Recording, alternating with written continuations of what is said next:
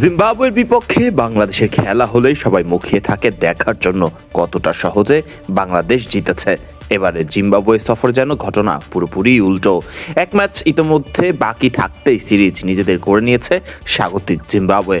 কঠিন লজ্জার মুখে বাংলাদেশ এখনও বাকি হোয়াইট ওয়াশের লজ্জা, যা এড়াতে মাঠে নামবে বাংলাদেশ সিরিজের শেষ ম্যাচে। শুধু আনুষ্ঠানিকতা নয়, এ যেন মান বাঁচানোর এক ম্যাচ বাংলাদেশের জন্য।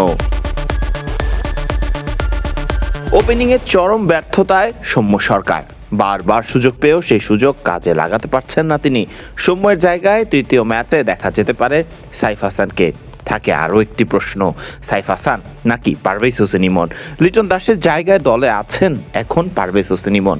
ইমনকে হয়তো খেলানো হবে ওপেনিংয়ে, অথবা নুরুল হাসান সোহানের জায়গাতেও খেলানো যেতে পারে এই উইকেট রক্ষক ব্যাটারকে।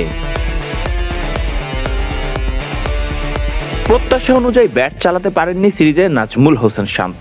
অভিজ্ঞ ব্যাটার হিসেবে শান্ত থেকে প্রত্যাশা তো থাকারই কথা, তবে সেই প্রত্যাশা অনুযায়ী পারফরমেন্স নেই শান্তর ব্যাটে। দ্বিতীয় ম্যাচে 50 দেখা পেয়েছিলেন তামিম হৃদয় দুজনেই, ফলে তাওহিদ হৃদয় থাকবেন একাদশে, এটিও এক প্রকার নিশ্চিতই।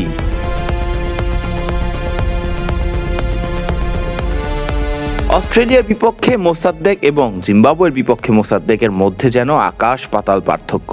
মোসাদ্দেককে ফিরতে হবে সেই চিরচেনা রূপেই, তবে চিন্তার সবচেয়ে বড় কারণ খোদ অধিনায়ক মেহেদী হাসান মিরাজ। সিরিজের দ্বিতীয় ম্যাচে নিজেকে প্রমাণ করার বড় সুযোগ পেয়েছিলেন মিরাজ। শুধু নিজেকে প্রমাণই নয়, রীতিমতো দলকে খাদের কিনারা থেকে জয়ের হাসিতে হাসানোর সুযোগ ছিল মিরাজের হাতে। সেখানে পুরোপুরি ব্যর্থ এই ক্রিকেটার। মিরাজের ফর্মে ফেরাটা দল এবং মিরাজের নিজের জন্যও যে এখন বড় বেশি দরকার। দলের বোলারদের নিয়ে জায়গা নেই তেমন অভিযোগের, তবে ছোট ছোট ভুল বোলারদের যা পাল্টে দিতে পারে ম্যাচের ফলাফল। তবে মোহাম্মদ সাইফুদ্দিনকে দেয়া হতে পারে সুযোগ, কেননা ইনজুরির কারণে একাদশে থাকতে পারবেন না মুস্তাফিজুর রহমান। যেভাবেই হোক শেষ ম্যাচে মান বাঁচাতে জিততেই হবে বাংলাদেশকে।